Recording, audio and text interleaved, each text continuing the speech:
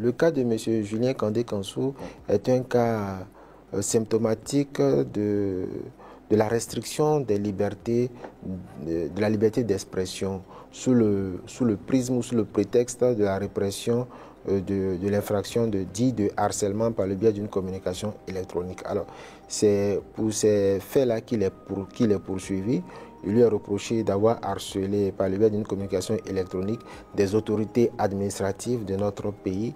Ces autorités n'ont pas été nommées et à ce jour, M. Julien Kandé-Kansou demande à connaître qui sont ses plaignants juste pour leur présenter des excuses. Mais malheureusement, à ce jour, nous n'avons pas encore eu droit à cette, je préfère dire faveur, parce qu'en réalité, ce n'est pas une faveur, c'est une obligation pour la partie poursuivante de dire qui poursuit et pour l'accusé de savoir qui le poursuit et comment se défendre.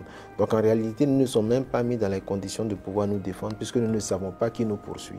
C'est un peu ça le hic. Mais au-delà de ça, oui, il est reproché à M. Julien Kandé-Kansou d'avoir utilisé un certain nombre de propos qui prêtent à confusion, que le procureur estime prêter à confusion, notamment l'expression révolution électorale. Voilà, on lui a demandé de savoir qu'entend-il par l'expression révolution électorale. Il a expliqué hier encore en disant que voilà, c'était une façon d'inviter le peuple béninois à sortir massivement pour remonter le taux de participation aux élections, parce qu'aux dernières élections législatives, on était à un taux de 38%.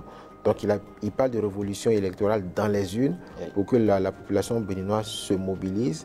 On lui a reproché d'avoir utilisé l'expression « nous allons les surveiller comme du lait sur le feu ». Il a répondu pour dire que non, qu'il faisait allusion aux différents cas de fraude électorale qu'on a vu à la télé, des gens, comment on appelle ça, voter plusieurs fois, et que devant la Cour constitutionnelle, le Parti Les Démocrates avait demandé à la Cour d'exiger de la Sénat de produire les PV de compilation, et la Sénat avait dit que ces PV-là étaient caducs. Donc, la seule possibilité pour le peuple ou pour le parti, c'est d'inciter le peuple à voter massivement pour éviter les éventuels bourrages d'urnes. Et donc, c'est ce qu'il entendait par révolution électorale et rien d'autre. Est-ce que c'est... peut-être ces explications ont-elles peut-être convaincu? Bon, on n'en sait rien pour le moment. Oui, bien sûr, on n'en sait rien. Nous ne sommes pas encore à l'étape des plaidoiries. C'est la décision qui nous permettra de dire si les arguments, les moyens de défense que nous aurons à présenter auront convaincu la juridiction de jugement. Mais pour l'heure, je pense que... Tout se passe bien. Non, nous pensons que tout ne se passe pas bien parce que M. Julien Kandé-Kansou ne devait pas être placé sous mandat de dépôt pour avoir exprimé une opinion qui pour nous n'est pas du harcèlement. Dit qu'en 2026, il y aurait une révolution électorale dans les urnes, en quoi c'était un harcèlement, puisque encore qu'il n'a cité le nom de personne. Il n'a cité le nom de personne. Il a peut-être décrit des personnes qui se retrouvent... être indexés. Il a dit... Même si il ne cite pas normalement. Donc ça veut dire qu'il n'y a pas de plainte. Est-ce qu'on peut poursuivre une personne sans aucune plainte? Bon, c'est ça où la plainte nous a été cachée. Donc on attend de voir. On attend de voir parce que le procureur, en principe, selon notre code de procédure, poursuit à charge et à décharge. Monsieur Julien Kandé-Kansou est un Béninois. Il a 34 ans. C'est un poète. C'est un doctorant, il prépare un doctorat à la faculté, qu'on appelle ça, à la Flash. Et on peut le retrouver à tout moment, donc il offre toutes les garanties de représentation. Malheureusement, comme ce que nous avons noté, c'est que la détention provisoire est devenue systématisée en matière de poursuite des responsables politiques de l'opposition ou des jeunes activistes en ce qui concerne le harcèlement par le biais d'une communication électronique. Donc c'est assez difficile le contexte dans lequel l'opposition aujourd'hui, je vais dire, participe à au jeu politique. Mais certains tout de même vous diront que ce n'est pas parce que vous êtes de l'opposition que quand vous combattez un certain nombre d'impairs qu'on ne peut pas vous appréhender. Oui, la présomption d'innocence dit que le principe c'est la liberté et l'exception c'est la détention. Mais pourquoi à chaque fois qu'un leader politique de l'opposition qui est critique envers le pouvoir, lorsqu'il lui est reproché quelque chose, on ne peut même pas lui adresser une convocation préalable. Ce n'est pas ça le principe. Donc, quand on veut traiter les citoyens, il faut les traiter équitablement sur un pied d'égalité. Donc, nous ne disons pas que nous ne voulons pas répondre. Les opposants ne disent pas qu'ils ne veulent pas répondre face à la justice des faits qui leur sont reprochés. Mais on ne peut pas faire un traitement différencié selon que vous êtes acteur politique de l'opposition ou acteur politique de la mouvance. Donc, pourquoi aller interpeller M. Julien Kandé-Kansou très tôt le matin sans convocation? Pourquoi aller interpeller chaque fois que les activistes sont critiques envers un responsable politique en place, à Cotonou, au Nord, puisque j'ai connu près d'une dizaine de dossiers de même nature où on parle de harcèlement par voie de communication électronique, où il y a systématiquement des interpellations parce que justement l'objectif c'est d'empêcher soit la personne mise en cause de continuer par s'exprimer, mais ce n'est pas en réalité de cette manière-là que d'autres personnes qui ont envie de parler vont cesser de parler, parce que vous allez remarquer que... En fait, c'est l'avocat qui parle ou c'est le citoyen. Moi, je pense que Mm. c'est le citoyen. Vous pouvez faire votre enquête d'opinion, hein. Vous pouvez faire votre enquête d'opinion sur la question du harcèlement par le biais d'une communication électronique. Est-ce qu'aujourd'hui, c'est une infraction qui mérite que l'on poursuive systématiquement par le biais d'un mandat de dépôt préventif? Je crois que non. La preuve, au dernier examen périodique universel, les Nations Unies ont invité le Bénin et le Bénin a accepté, s'est engagé à réviser le code du numérique et à abroger l'infraction de harcèlement par le biais d'une communication électronique. Donc, ça veut dire quoi? Que même si l'infraction ou la poursuite doit être maintenue, la question de la détention préventive doit être abrogée pour, je vais dire, desserrer l'étau qui pèse sur les questions de liberté d'expression. Parce que la liberté d'expression, la liberté d'opinion est un droit fondamental, universel, garanti par la Déclaration universelle des Nations Unies, garanti par le Pacte international sur les droits civils et politiques, et qu'aucune disposition interne ne peut, je vais dire, restreindre. Très bien. En tout cas, il y a déjà, même ce mercredi, à la faveur du Conseil des ministres, l'adoption donc des décrets applicatifs, donc d'application du Code du numérique. Peut-être qu'il y a une flexibilité. Non, je ne crois pas. Le décret ne viendra pas abroger, je vais dire, une loi. Parce que dans la hiérarchie des normes juridiques, le décret vient après la loi. Ce sont des décrets d'application, ce ne sont pas des décrets d'abrogation. Voilà, donc il faut une nouvelle loi et le parti, les démocrates, a proposé une loi modificative de l'article 550 du Code du numérique, dans la droite ligne de ce que le gouvernement béninois s'est engagé à faire. Donc en principe, cela ne devrait pas poser de problème. La commission des lois de l'Assemblée nationale, lorsque la question sera évoquée, je pense que ça ne devrait pas être une surprise que tous les députés de l'Assemblée nationale, conformément à l'engagement du gouvernement béninois de réviser l'article 550 du Code du numérique pour permettre que la liberté d'expression qui a toujours caractérisé notre démocratie depuis 1990 à l'ère du renouveau, que cette liberté d'expression-là et d'opinion soit retrouvée pour que, je vais dire, le débat politique se fasse avec plus de sérénité. Très bien. Est-ce que, après, c'est vrai qu'effectivement, sur la table des députés, il y a la révision donc, du Code du numérique. Est-ce qu'avec la prise des décrets d'application, ça pourrait... en fait, je voudrais dire que, est-ce qu'après cette révision, on prendrait encore d'autres décrets d'application ou de quoi s'agit-il? Non, la loi se suffira par elle-même. Il suffira, par exemple, de dire que même si le harcèlement par le biais d'une communication électronique est maintenu comme infraction, il faut soit baisser la peine ou à la limite abroger la question du mandat de dépôt, comme en ce qui concerne la loi sur le code de l'information et de la communication, qui ne permet pas que le journaliste soit poursuivi préventivement sur la base d'un mandat de dépôt. Donc la poursuite peut être engagée, mais le journaliste, l'activiste, le responsable politique doit pouvoir être mis sous convocation afin qu'il se présente, puisque le responsable politique n'a aucun intérêt à prendre la poudre d'escampette ou à se soustraire d'une convocation de la justice. Donc, c'est dans l'ordre normal des choses que de permettre à une personne, bien que se trouvant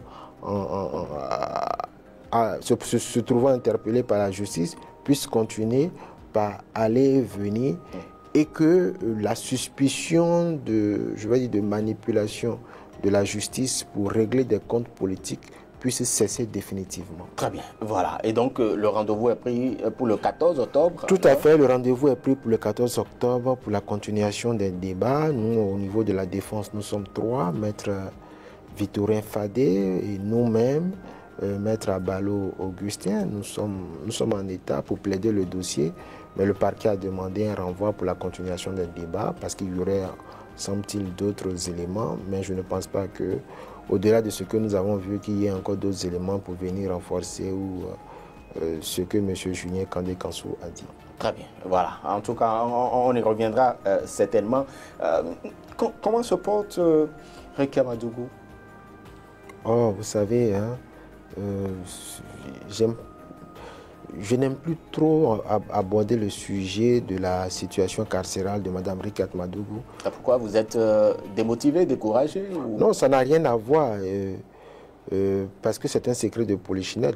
Tout le monde sait aujourd'hui comment va Mme Rekia Madougou. Mme Rekia Madougou ne va pas bien. Même depuis votre dernière sortie? Elle traîne en des pathologies chroniques. Mais elle a quand même cette résilience incroyable qui fait qu'elle garde la dignité d'une femme politique injustement détenue. Rien n'a changé depuis la dernière sortie? Je vous l'aurais dit si ça avait changé, parce qu'aujourd'hui, elle n'a plus accès à son médecin. J'ai demandé, nous avons à la limite imploré que son médecin puisse la voir comme par le passé, parce qu'il n'y a jamais eu d'incident. Quand son médecin venait la voir, il n'y a jamais eu d'incident, il n'y en aura même pas, puisqu'on n'a pas intérêt à ce qu'il y ait un incident entre elle et son médecin, puisque tout se fait sous la surveillance des gardes pénitentiaires. Donc la défense ne comprend pas pourquoi il lui a refusé la visite de son médecin personnel. C'est une question de confiance, c'est une question de vie privée, c'est une question de droit à la santé qui doit être accessible pour tout citoyen. Et c'est le citoyen qui choisit son médecin. On n'impose pas un médecin à un citoyen, quel qu'il soit. Est-ce que l'État a voulu imposer un médecin ou c'est le cas? Non, je ne vais pas aller jusqu'à dire que l'État a voulu imposer un médecin. Sinon, on l'aurait pris de force, on l'aurait conduit dans une unité. Mais je dis que il ne lui est pas permis de recevoir son médecin personnel qu'elle a désigné et qui avait accès à elle pendant 3 ans au moins. Mais du jour au lendemain, vous savez, le problème à la prison civile de Missirité, c'est que chaque fois qu'un nouveau régisseur vient, il vient avec ses propres règles. Et ça fait qu'on est obligé de s'adapter à chaque nouveau régisseur. C'est un éternel recommencement et ça épuise aussi psychologiquement. Très bien. En tout cas, la résolution ou la libération de Rekia Madougou, de Joël Aïvor, pour certains même, on a reçu sur notre plateau ici des députés de la mouvance qui estiment que cela passerait par une solution politique. Est-ce que cette piste est explorée? Si vous m'avez suivi avant même le procès de Mme Rekia Madougou, déjà en 2021, vu les conditions de son arrestation arbitraire, vu les conditions de son incarcération, au regard des décisions rendues par la Cour, par le groupe de travail des Nations Unies sur la détention arbitraire, et j'ai toujours dit que Seule une solution politique pourra permettre à Mme Rikat Madougou de recouvrer la liberté parce que le volet judiciaire a été épuisé. Une décision a été rendue par la Cour de répression des infractions économiques.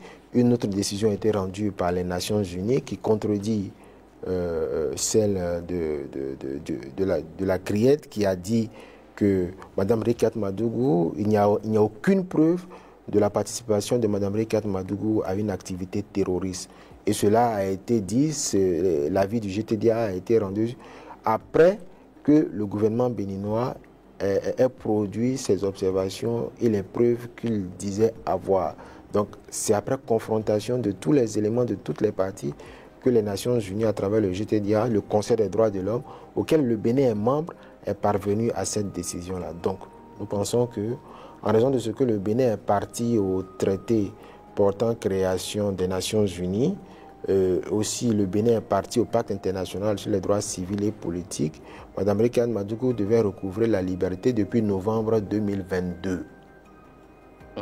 Elle devait recouvrer la liberté en application. On n'a même pas besoin de faire voter une loi d'amnistie ou une grâce présidentielle, un décret portant grâce présidentielle. Non, il suffit juste que la chancellerie prenne acte de la décision rendue par le groupe de travail des Nations Unies, le ministère des Affaires étrangères, le ministère de la Justice et de la Législation, et qu'on procède à la libération de Mme Rikat Madougou. Comme le Bénin n'est-il pas souverain? Le Bénin, je viens, comme le professeur Joël Aïva aussi, qui a bénéficié de la même décision dans son cas aussi. Donc, ces deux personnalités politiques devraient bénéficier d'une liberté. Alors, quand vous dites que le Bénin n'est-il pas souverain, tout à fait. Quand vous vous engagez, quand vous partez à un traité, quand vous êtes parti à un traité ou à un instrument juridique international, ça veut dire que vous cédez une part de votre souveraineté.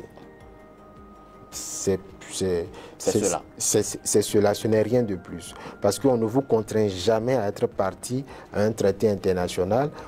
Il y a justement plusieurs étapes. Avant, vous pouvez signer un traité, vous pouvez ne pas le ratifier, ça prend du temps, mais quand vous le signez, vous le ratifiez, ça veut dire que vous prenez résolument l'engagement de respecter toutes les implications juridiques qui découlent de la signature ou de la ratification de ce traité-là. Donc, aujourd'hui, le Bénin, même jusqu'à une période récente, je crois jusqu'à aujourd'hui, le Bénin est membre du Conseil des droits de l'homme. Son mandat a été renouvelé. Donc le Bénin participe à toutes les activités du Conseil des droits de l'homme des Nations Unies et le Bénin aussi fait des rapports sur la situation des droits de l'homme au Bénin, mais ne me dites pas que le Bénin a choisi de ne pas respecter les décisions rendues par les instances des droits de l'homme internationales. Je ne crois pas. Je pense que c'est plutôt une volonté politique qui se heurte à l'application de cette décision. Mais je pense que le temps viendra. Nous souhaitons que ce soit aujourd'hui que le chef de l'État transcende ses ressentiments à l'égard de Mme Rikat Madougou, y compris à l'égard aussi du professeur Joël Aïva, pour que ces deux personnalités politiques de premier rang dans notre pays puissent recouvrer la liberté à la fin de son deuxième mandat constitutionnel. Très bien. Vous nourrissez toujours cette espérance? Vous savez, c'est le travail de l'avocat.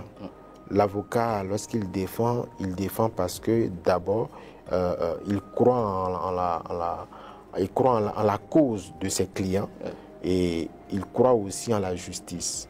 Et quand je dis que nous formulons cette espérance-là, si nous, avocats, nous ne formulons pas une espérance, qu'est-ce que nous pouvons attendre alors des personnes même qui sont détenues? Vous voyez, donc nous portons leur voix et nous le faisons avec conviction, avec dévouement, avec loyauté et dans l'intérêt supérieur de la justice. Parce que la justice doit être la même pour tous. Très bien. Voilà, merci beaucoup à vous, Maître Renaud Agbodio. Et nous allons justement parler de cette affaire, l'affaire Akpona. Déjà, il y a eu beaucoup d'épisodes. Il y a donc déclaration donc, de l'ancien ministre Paulin Akpona.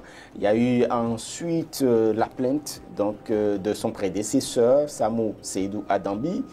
Et puis, justement, les excuses de l'ancien ministre Paulin Akpona. Et aujourd'hui, sinon quelques heures, le Haut Commissariat à la prévention de la corruption qui également a mis en place une commission pour faire la vérification donc, des projets qui devraient être quand même exécutés à Parakou. Quand on prend tout ce feuilleton avec ces épisodes, quelle est la lecture que vous en faites? Je crois que peut-être que nous sommes au début, je dis bien peut-être, je parle au conditionnel, peut-être que nous sommes au début d'un très grand dossier d'État. Et peut-être que c'est un dossier qu'on n'a jamais voulu qu'il soit mis sur la place publique. Vous voyez, maintenant, je suis heureux que le Haut Commissaire à la prévention et à la lutte contre la corruption se soit prononcé et décidé de mettre en place une commission d'enquête. C'était notre vœu, puisque le Parti Les Démocrates s'apprêtait à le saisir, le courrier étant déjà rédigé. Et nous l'avions annoncé il y a 3 jours sur un organe de presse de la place. Nous avons annoncé que nous allions saisir le Haut Commissaire à la prévention et à la lutte contre la corruption. Donc c'est peut-être notre voix qui a été entendue. Notre voix qui a été entendue. C'est pas plus mal, mais nous pensons que nous attendons de voir ce que cette enquête-là va donner, et nous souhaitons que cette enquête-là soit impartiale et aille véritablement dans le sens de la recherche, de la manifestation de la vérité, et que cette enquête-là ne soit pas précipitée. Et ne soit pas surtout précipitée parce qu'on veut noyer le poisson. Sinon, je suis quand même heureux que le bâtonnier Jacques Migan ait pris la décision de mettre en place cette commission d'enquête.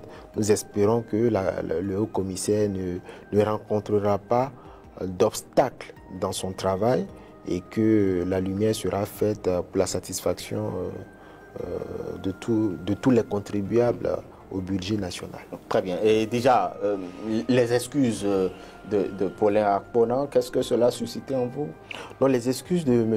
Paulin Akpona n'ont pas suscité en moi une quelconque impression, un quelconque sentiment. C'est factuel. Ah, pourtant, il a dit qu'il ne détenait pas des preuves tangibles.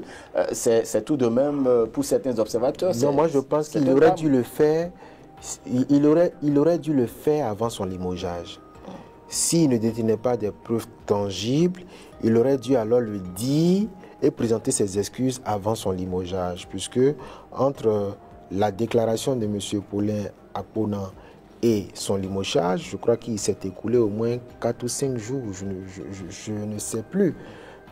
Donc, puisqu'il a fait une déclaration et le reportage de cette activité politique était déjà sur les réseaux sociaux, donc il a eu le temps d'apprécier les conséquences ou la gravité de ses propos, si ces propos-là étaient diffamatoires. Donc il n'aurait pas dû attendre qu'on le limoge avant de se confondre en excuses. Donc je pense que c'est un repenti actif. Comme nous, c'est un terme technique juridique, oui, qu'on appelle le repenti actif, c'est-à-dire quoi que l'accusé demande pardon après avoir commis l'infraction. Donc il aurait dû le faire avant même qu'il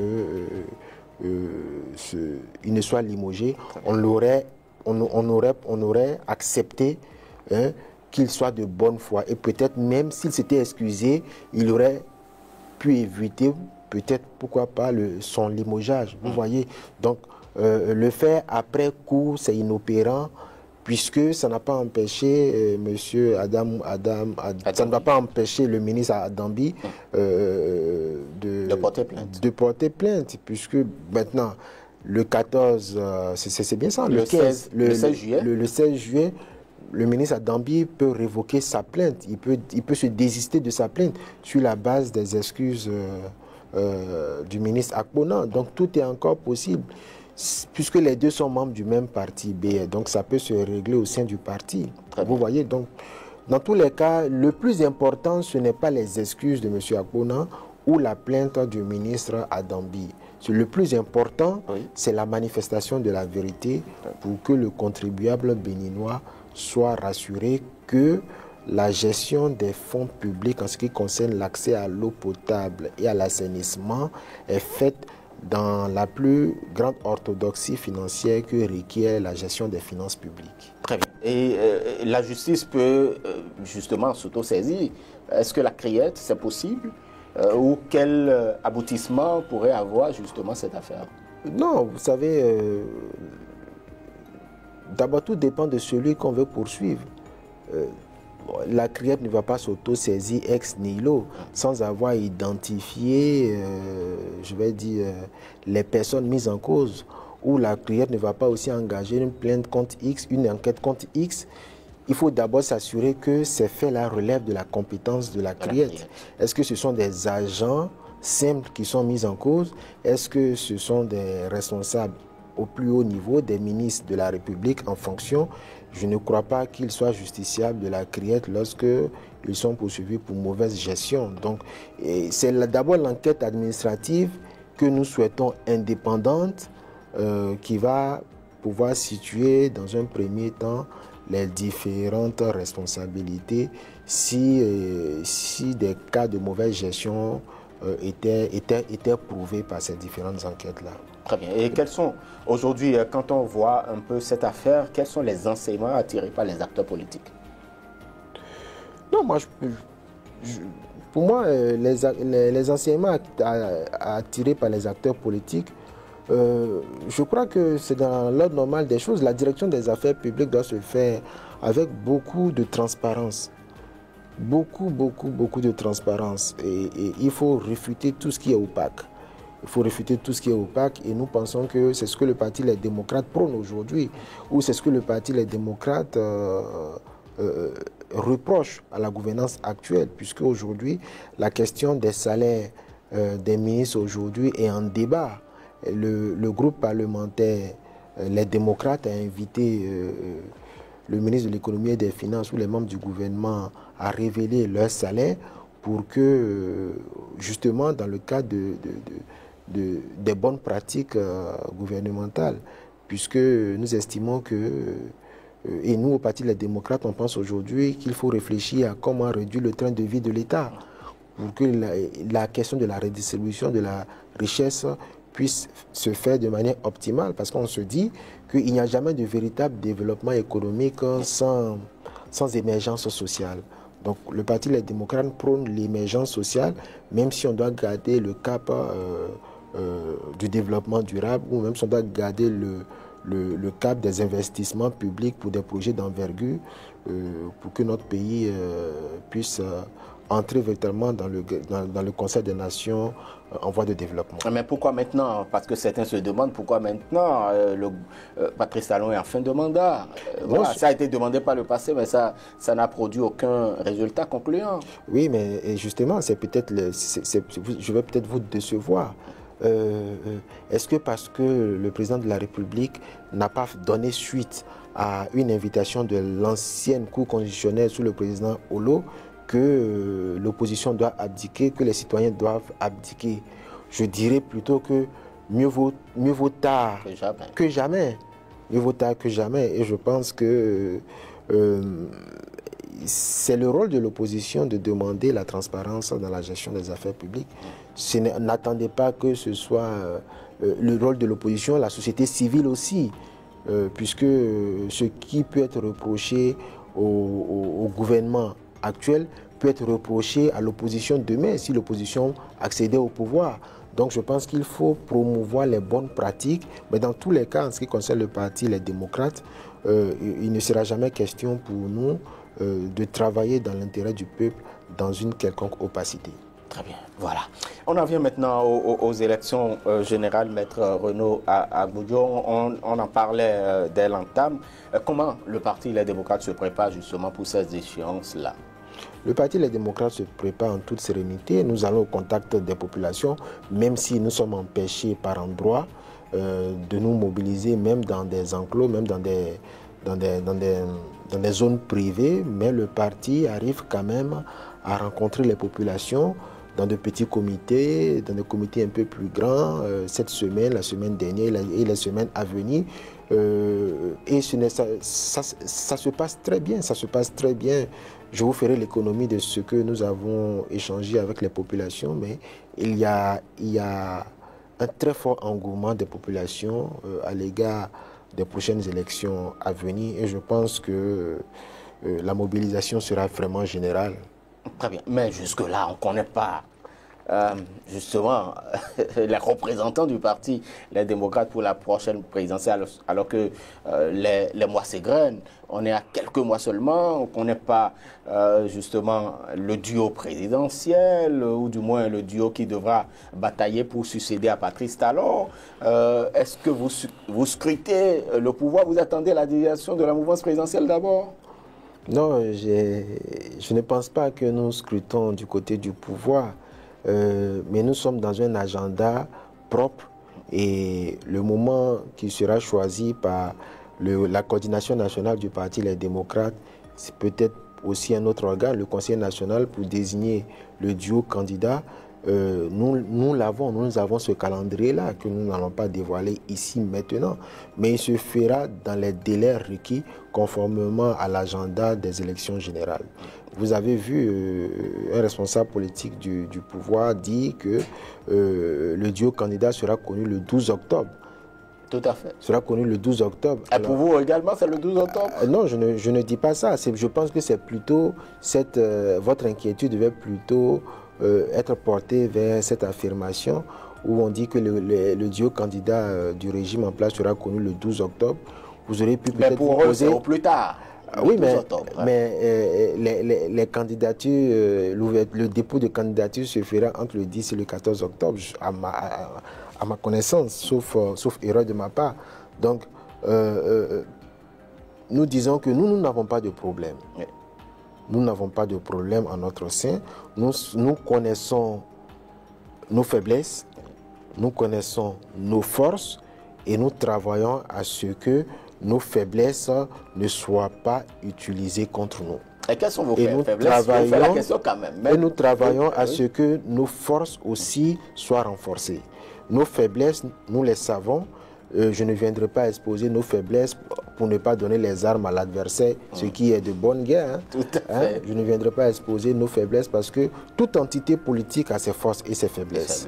Donc, nous avons l'humilité de reconnaître que nous avons nos faiblesses, mais nous travaillons à ce que nos faiblesses ne soient pas utilisées contre nous. Mais au moment opportun, nous allons faire en sorte que la cohésion soit maintenue, ce qui est le cas d'ailleurs au niveau du Parti Les Démocrates. Il y a une parfaite cohésion entre tous les différents responsables politiques du Parti Les Démocrates.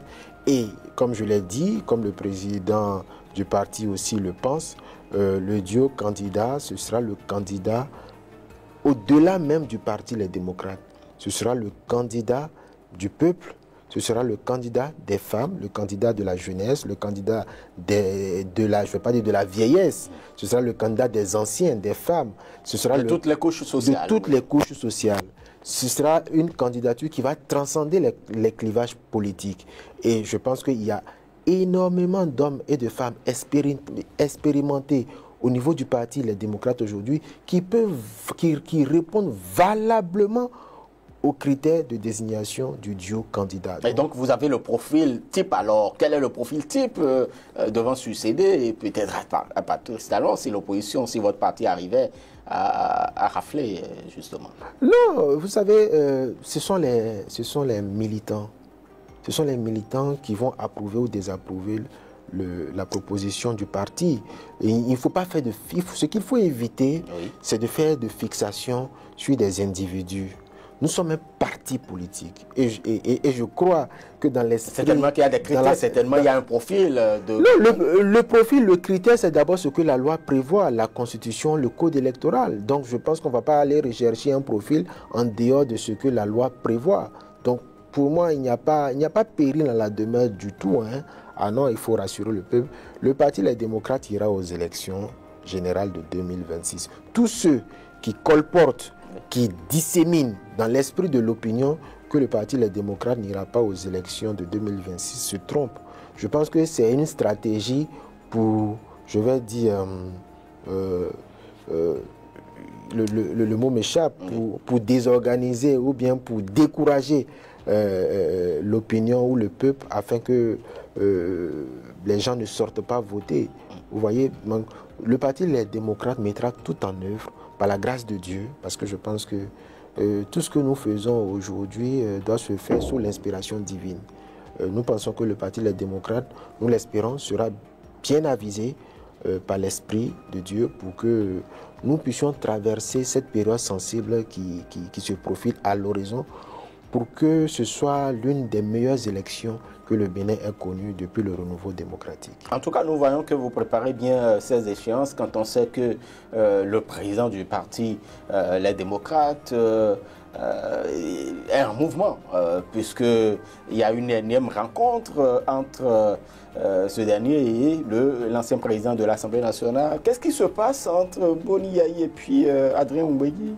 Ce qui se passe entre le président Boni Yayi et le président Adrien Ngouegui, c'est la même chose qui se passe entre le président Boni Yayi et le président Amoussou Bruno. C'est la même chose qui se passe entre lui et le président Idi Kolawole. Je dirais la même chose qu'entre lui et le président Nago, le président Robert Dossou, parce qu'il leur a rendu à tous des visites d'abord de courtoisie. Et vous savez, je pense que il faut qu'on renoue avec une certaine tradition, le dialogue républicain permanent entre les anciens responsables politiques de notre pays et aussi ceux qui sont aujourd'hui à la manette, parce que le Bénin doit rester un et indivisible, et nous devons chaque jour qui passe être dans la dynamique de construction d'une nation. Et les adversités politiques ne doivent pas prendre le pas sur l'intérêt de la nation. Et c'est plutôt des choses à encourager. Vous n'allez pas reprocher demain au président Boni Yayi si, par exemple, le président Djogouenou allait lui rendre une visite. Vous n'allez pas représenter au président Boni Yayi si demain le président, le président de l'Assemblée nationale, Monsieur Louis Vlavonou, allait rendre une visite de courtoisie au président Boni Yayi. Donc pour moi, c'est un ancien chef d'État. Avec son aîné, le président Dieudonné Soglo, ils ont fait une démarche dans l'intérêt supérieur de la nation en direction du Niger pour tenter de trouver une solution à la crise que le Bénin traverse avec ce pays frère. Et je crois que il faut dépassionner il faut dépassionner les débats. Mais vous prenez la chose de la façon la plus simple, alors que ça a bien évidemment des empreintes politiques. Oui, Maître Renaud Agbodio, ces rencontres incessantes entre Adrien Ngouegui et Boni Yayi ne sont pas... ce n'est pas de la simplicité, de la courtoisie simplement, certainement des empreintes politiques pour 2026. Oh, vous savez, ils auraient pu le faire sans les caméras. Ils auraient pu le faire sans les caméras. Ils auraient pu le faire hors du pays. C'est parce qu'il n'y a rien à cacher. Donc moi je pense qu'il ne faut pas donner à ces rencontres-là trop d'importance qu'il ne faut. Et le parti Les Démocrates a à sa tête, je vais dire, un sage. Le président Boni Yayi a toujours été caractérisé par la sagesse, par le dialogue, par l'esprit républicain, l'esprit de consensus. C'est ce qui l'a toujours animé. Et vous savez, le président Adrien Ngouegui est une personnalité politique de notre pays qui a plus de 80 ans aujourd'hui. Et c'est à ces moments-là, au soir de notre vie, qu'il faut, je pense, solliciter ces éveilleurs de conscience-là pour qu'ils puissent aussi apporter leur contribution pour la recherche et la sauvegarde de la paix. Je pense qu'en réalité, ce qu'il faut rechercher pour les élections de 2026, ce n'est rien d'autre que la paix. La paix, pour que ces élections-là soient différentes de celles de 2019, soient différentes de celles de 2021. Et toute personne qui peut contribuer à l'apaisement de notre pays avant, pendant les élections générales et après les élections générales, je pense que cette personne-là est la bienvenue pour le Parti Les Démocrates, y compris même, pourquoi pas, le chef de l'État, pour qu'un dialogue inclusif nous permette de libérer les prisonniers politiques, de ramener les détenus et les exilés politiques, de créer les conditions pour un partage équitable de la richesse. Donc, nous ne nous inscrivons pas dans une dynamique de défier qui que ce soit. Nous disons que le Parti Les Démocrates se revendique être un parti d'opposition qui aspire à accéder et à exercer le pouvoir d'État à partir de 2026, et nous mettons tout en œuvre pour que cela soit le cas dans le respect des institutions de la République, dans le respect de la loi, et nous pensons que tous les Béninois et toutes les Béninoises de quelques régions où ils se trouvent sont les bienvenus, et le Parti Les Démocrates est ouvert. Très bien. Le Parti Les Démocrates est ouvert, et même ouvert à tous les membres des partis de la mouvance, tous ceux qui estiment aujourd'hui que nous sommes à un tournant décisif de notre nation. Je pense que le Parti Les Démocrates est le meilleur réceptacle politique aujourd'hui pour une transition, pour une nouvelle alternance au pouvoir d'État. À quand donc le cadre de concertation des anciens présidents de la République, des présidents d'institutions? Oh, je crois que ce cas de concertation des anciens présidents d'institutions, s'il devrait voir le jour, je pense que ça devrait se faire aussi dans une certaine démarche inclusive avec le président de la République actuelle. Votre leader est à l'initiative de ce cadre? Non, c'est pour ça que je dis que j'insiste sur le fait que oui, le Parti des démocrates est un parti de dialogue. Ce n'est pas un parti belliqueux et il ne le sera jamais parce que notre premier responsable a déjà exercé le pouvoir d'État pendant 10 ans. Et il a rendu visite au chef de l'État en exercice plus d'une fois pour solliciter des mesures d'apaisement en faveur des détenus politiques, en faveur des exilés politiques. Même si il n'a pas été entendu pour certains, il a été entendu pour d'autres. Puisque aussi bien en 2021 ou 22, il y a eu des libérations suite aux démarches effectuées par le président Bouniaï à l'égard du président de la République, M. Patrice Talon. Donc nous restons dans la même veine. Nous restons dans la même veine pour que le pays soit pacifié définitivement et que nous nous retrouvions pour nous donner un nouvel axe. L'axe qui est, je vais dire, le retour à la paix, le retour à la réconciliation, pour que tous les fils du Bénin, sans qu'on ne perde la boussole du développement, tous les fils du Bénin se retrouvent pour parler d'une seule voix.